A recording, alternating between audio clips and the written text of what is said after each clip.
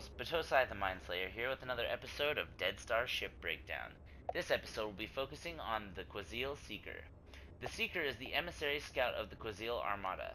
While the scout's hunter mines are used to establish a perimeter for negotiations, if first contact goes awry, its weapons can deal damage while crippling enemy systems. As this is the scout ship of the Quaz'l Armada, you have a high speed with low armor and shields, and you have the ability to capture outposts at 4 times normal rate. When you upgrade your core all the way up to level 4, you will max out your armor, speed, and your shields, and you'll be able to take a lot more hits, which this thing is a paper aircraft, but it's awesome. Anyway, next we have our primary weapon, which is the corrosive bolts, and that fires 3 rounds in rapid succession that deal damage and burn the target. As you upgrade your corrosive bolts, you'll increase the damage that you do and increase the burn duration all the way until you maximize it at level 4. Next, we have the choking beam, which fires a beam that deals damage and reduces enemy damage output, and it overheats with use. Anyway, when we go ahead and upgrade it through the levels, we'll increase the damage and increase the damage output reduction on the enemy all the way until we maximize that at level 4. Next we have the Hunter Mine, which deploys a mine that seeks nearby enemy targets and emits a field of hyperlight energy damaging enemies within its radius. If at capacity, the oldest mine is replaced by the new mine.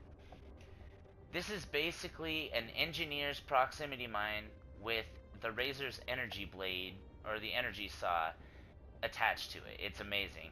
And when you go and upgrade it through the levels, you'll end up increasing the damage until you maximize it at level 4.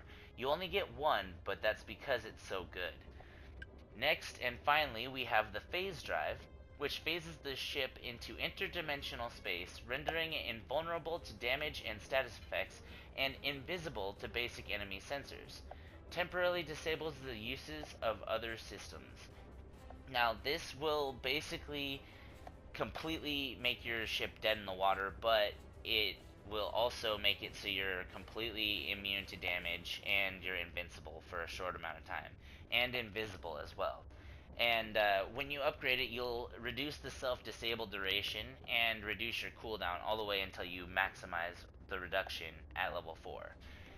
Next, I'm going to leave you with some gameplay of me and the Seeker, and I just want to give you some words of warning. I am not amazing with this. This is literally the second day I've even had the ships, and so I'm not the greatest with them, but I've been having a lot of fun with the Seeker. And now for my final thoughts on the Seeker. The Seeker has quickly grown to be a favorite of mine, and it's only been out for 2 days. I absolutely love the Hunter Mine, and the choking beam is insane. With the 3 different modes of continuous damage that you can do with the Seeker simultaneously, it's not unlike having an earthquake wrapped in a hurricane nestled in a box of tsunamis. It's like a natural disaster times triplicate. That being said, it is easily picked up, and I think it's very hard to master, but it is a very versatile weapon of mass destruction. That being said, it is quite the glass cannon, so you don't want to go out too far from your fellow squad mates. I don't always use scouts, but when I do, I like to kill things quickly, and that's what the Seeker excels at. Using all 3 of its weapons at the same time, you can kill things pretty quickly.